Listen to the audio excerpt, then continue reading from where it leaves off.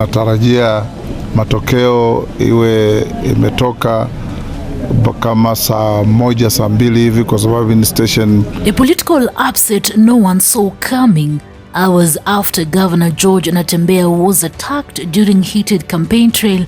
His preferred candidate Erick Wekesa has just defeated Wetang'ula's hand-picked Ford Kenya nominee in Kabuchai. Ambia Wetang'ula kwamba Natembeya amepigana na majangili Rift Valley. Amepigana na majangili Isiolo. Amepigana na watu ambao wanabeba bomu. Asiniletee watoto kuja kunipiga mimi na nipini.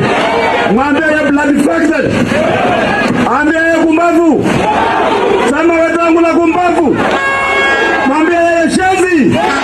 Mwambie awache ujinga. Awache ujinga.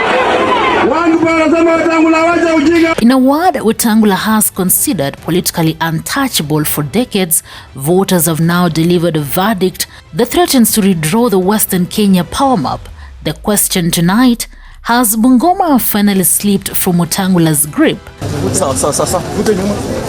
The Chwele Kabuchai by-election was never just another MCA race.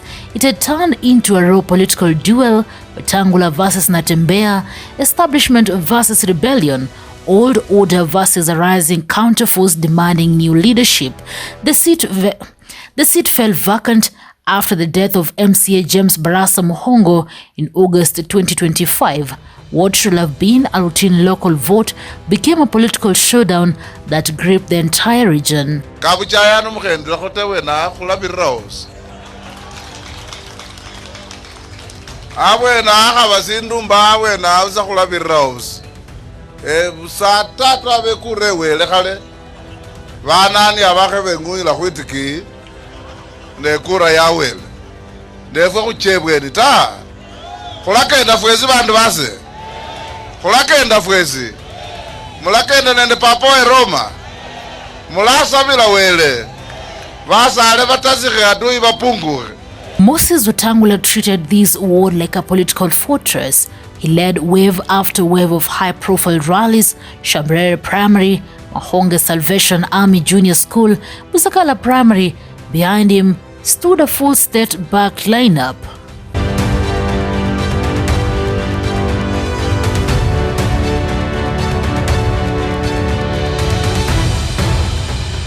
The message was simple: Ford Kenya must not lose in Kabuchai. Wetang'ula packaged the election as a loyalty test, unity, discipline, integrity and service. He wanted a clean endorsement from his own backyard, but the surprise came from the counter-attack. Governor George Natembeya teaming up with rebellious forces inside Bungoma. Kabuchai Member of Parliament Majimbo Kalasinga, once Wetang'ula's loyal lieutenant, publicly declared he was done with the dictatorial party leadership. Kura zitapigwa hapa Chwele Kabuchai Ward, where I am a voter. I have a right to vote. How does he think that I don't have a right to vote? No bandu bas. Saini khe musai. Nabone mu gazette gaba. Ombunge niye narura nende basa asibaza kwacha katule. Andi mu gazette ali Kabuchai sai. Former Governor Wycliffe Wangamati joined the front. Together, they rallied behind Erick Wekesa, an independent candidate, after DAP Kenya stepped aside in his favor. Their rallies, however, were met with hostility. Tear gas disrupted Natembeya's rally on November 22nd. Kalasinga's property was vandalized.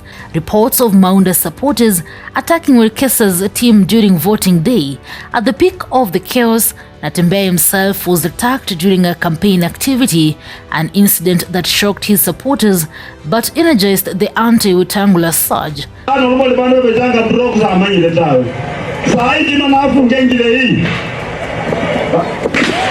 Yet, despite all that, the movement held and the rebellion grew louder. Every political observer began reading this election as a referendum, not on development, not on policy, but on Wetang'ula's dominance. Kabuchai is his childhood ground, his traditional bastion. Losing here will be more than a defeat. it will be a statement. Come to my station Namahele in Chwele, Kabuchai Ward to exercise my civic duty of voting, which I have done.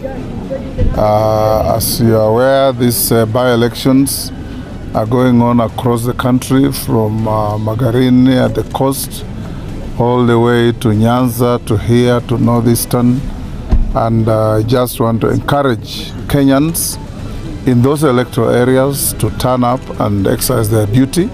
As voting started, the tension was already boiling.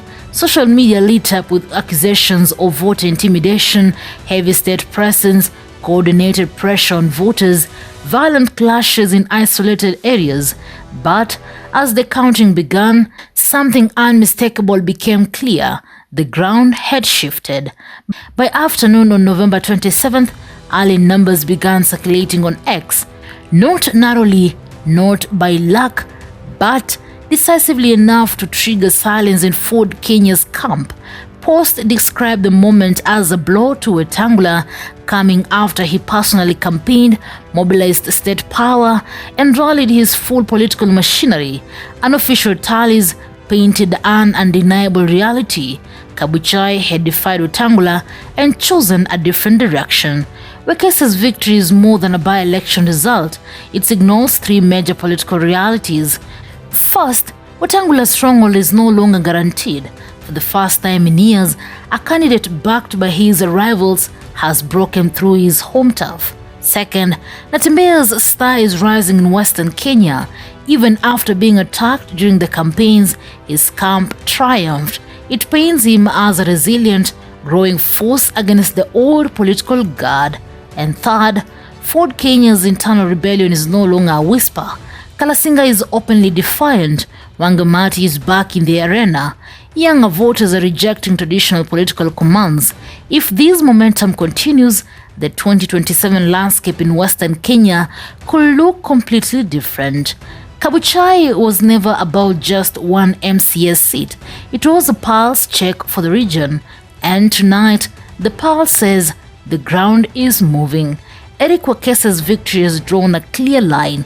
Wetang'ula's once unquestionable dominance no longer holds. Natembeya and his allies have broken the ceiling, and they did it after facing violence, intimidation, and political pressure. Kabuchai has spoken, and the message is unmistakable. Bungoma's politics is changing. Newsroom, Maisha TV, Reader, Carrying Chebet.